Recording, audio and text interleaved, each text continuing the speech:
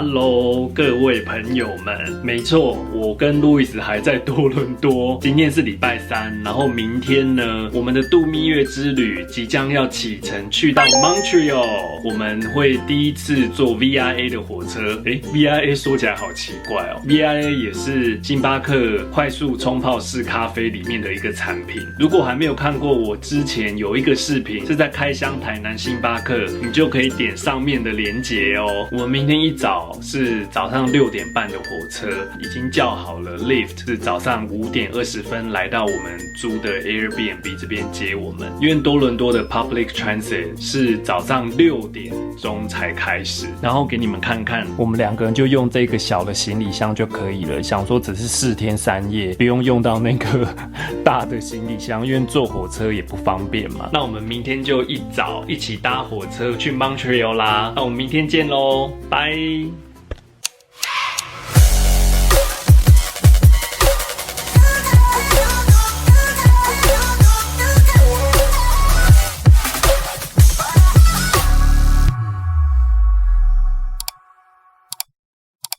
Hello， 各位早安。Baby， 现在大概几点了？现在5点半。5点半哦，我们今天4点10分早上就起来了。我们现在人在哪里啊 ，Baby？ 我们在 Union 火车站啊，给你们看一下，我们今天要搭火车去 Montreal 啊。今天要搭的第一班车去蒙特利尔，在 Gate 17 6点32分会开。看上面这个建筑物哦，我觉得很老旧哎。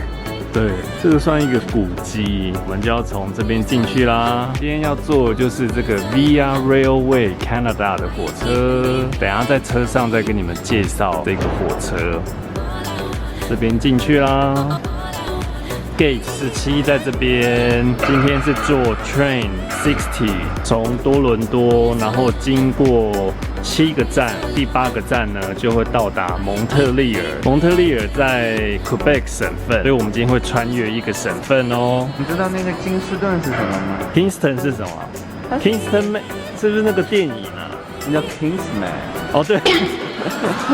对，那是 Kingsman。它好像也是一个很大的一个城市。我听我同学说那边很漂亮，因为它是在安大略湖的旁边啊。对，我们今天都会沿着那个 Lake Ontario 一直开到 Montreal 去，然后下面这边每一班去的火车都不一样哦。这个 Union Station 真的很大，我们上次坐那个 Go Train 也在这边，今天我们要坐这个 Via Railway， 然后还有去机场的 Up Express， 多伦多的地铁 TTC Subway Station 也都是在这个 Union Station， 算是一个总站。刚刚我们就拿了我们的 Boarding Pass 这张小张呢，就是看我们的疫苗卡证明之后就会给我们，等着要进去60号的火车。刚刚真的超好笑，我原本在车上的时候要跟你们大家就是介绍说，哦，在网络上可以找那个 discount code， 结果刚刚我们去印我们的 boarding pass 的时候，那个女生就说，那你们的那个军人 ID 呢？我说什么军人？我们不是军人啊。结果我在网络上找的 discount code 是for军人的，round trip 又在 total 付了66块，超好笑。网络上随便找 discount code， 为了省钱，结果是军人的 code。所以不要乱省钱，该花的还是要花，省钱小钱。这就是我们今天要坐的 Via Railway 火车啦。破的火车啊，好像中国的绿皮火车哦。是不是？好像蛮破的这个火车。现在大家要每个排队要上去，这边就有放行李的地方，然后里面的座位，这2个啊，然后上面还可以摆一些。这就是我们今天的座位啦。火车的座位这边都有插头，可以充电，充手机、充电脑。这边还有这个 safety information， 上面还有这个 menu， 有卖一些酒啊、啤酒，还有一些轻食。这边有这个 meal tray， 大家可以来点点看，早餐啊、午餐或是晚餐这一种，应该是有热食的。剩下的就是这些 light meal， 酒精类的饮料跟非酒精类的，还有 snacks。这边还有个呕吐袋，还是放垃圾的袋子。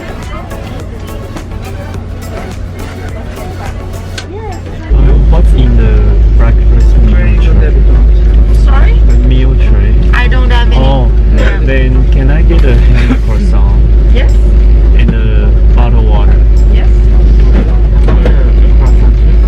Same thing for you? I don't want water. I want coffee. Okay, what would you like in your coffee? 2 milk, 2 sugar.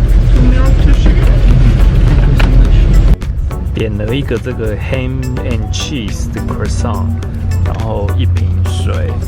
Baby， 你点了哦，也是一样，一样的呀 ham and cheese 跟一杯咖啡，这样加起来要20块加币。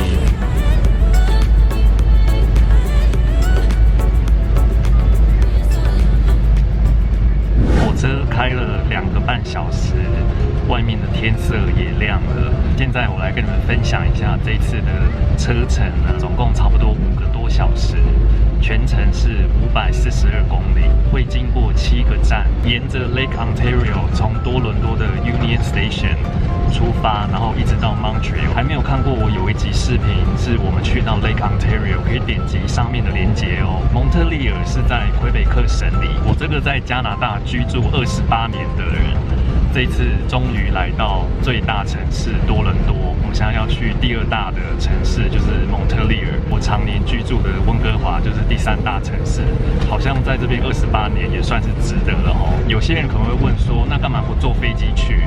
飞机单程的机票一个人是要200多加币起跳，是飞1个多小时。当然还是要加上2个城市的机场的进出时间，而且通常机场呢都不是盖在市中心里面，所以你出机场呢再到市中心还是要再花多一点的时间。我们从来没有坐过 Via Railway 的火车，所以想要体验看看。单程呢一个人才66块加币哦，而且也是直接开到市中心里面，所以很方便。加上自己不用开车去，虽然说时间比较长，要5个多小时才会到，但是可以欣赏沿路的风景，也是一个不错的选择哦。如果你是加拿大军人啊，以及家人的话呢，可以享有25% off。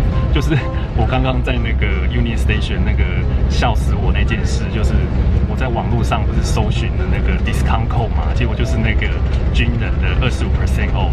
60岁以上的长者呢，跟25岁以下的学生呢，都享有9折的优惠。如果你是加拿大的原住民的话呢，你在整个加拿大的 Via Railway 的路线呢，可以享有33% off 哦。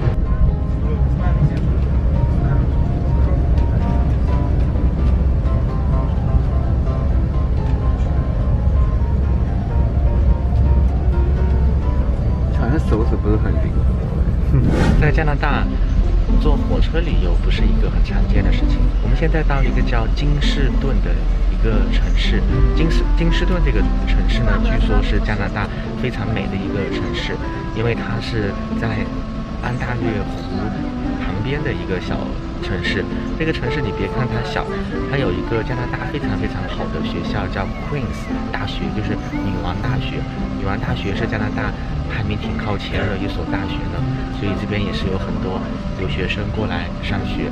这边特别美，夏天的时候你可以租一个船去，他们有一个很美，好像有好几个挺漂亮的湖。给大家讲一讲加拿大坐火车这个事情。我现在在亚洲哈，我们坐火车其实挺方便的。在加拿大火车特别的少，几乎尤其是在西岸吧，我们几乎没听过谁坐火车出行。西岸我们在温哥华西岸的话，只有一条火车线路是从温哥华出发，然后呢一直经过中间的省份，然后呢到东部的多伦多，只有这么一条铁路是连通的。但是在东部呢稍微多一点，东部的这个铁路呢，它更多的是可以从多伦多到首都渥太华，可以到蒙特利尔，然后还可以继续到别的一些省份，但是也没有特别多了，主要是东部这一块比较多。东部和西部的铁路以前是分开的，他们是没有连在一起的，是之后。当时加拿大刚刚建立之后，政府想要把东部和西部的铁路要连接在一起，所以就招了很多的华人到这个加拿大来修铁路。这些华人那时候来的时候都很可怜，他们有一些是从从南部美国那边过来，有一些是直接从亚洲直接用那个集装箱送过去的。他们到了以后呢，工作的条件特别的差，比如说白人的这些同事可以拿多少钱，他们只能拿人家的一半都不到，还得自己出钱去买一些工作时候的一些装备、衣服啊、裤子什么的。然后比如说一些最危险的一些工作，比如说炸桥啊、处理一些炸药啊，这些事情都是华人的工作人员去做的。然后呢，在这个铁路最后连接起来修好之后，在拍照的时候，在庆祝的时候，这个照片里是没有一个华人的身影的，华人是不允许跟白人在一起拍照的。这个照片拍下来之后呢，就叫做是最后一颗钉的一个照片。在温哥华所在的卑诗省都有一个小镇里面有个纪念馆吧，有个博物馆，但是那个博物馆就叫做最后一颗钉，就是当时他们铁路完全竣工之后敲下了最后一颗钉，然后呢有一个庆祝的照片。你会发现里面没有一个华人的身影，所以华人其实为加拿大社会做出了巨大的贡献，但是呢却得不到相应的待遇。这个就是华人的一段历史。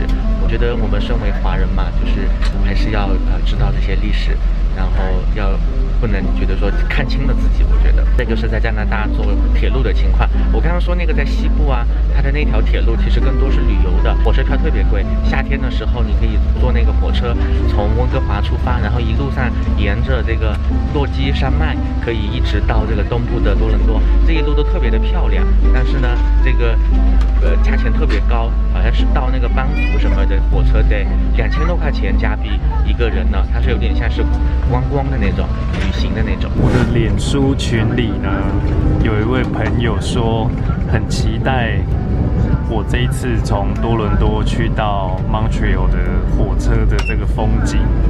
来给你看看，这就是我们经过的风景，可能要让你失望了。就会经过这些住宅区啊、田野啊，也会经过那个湖水。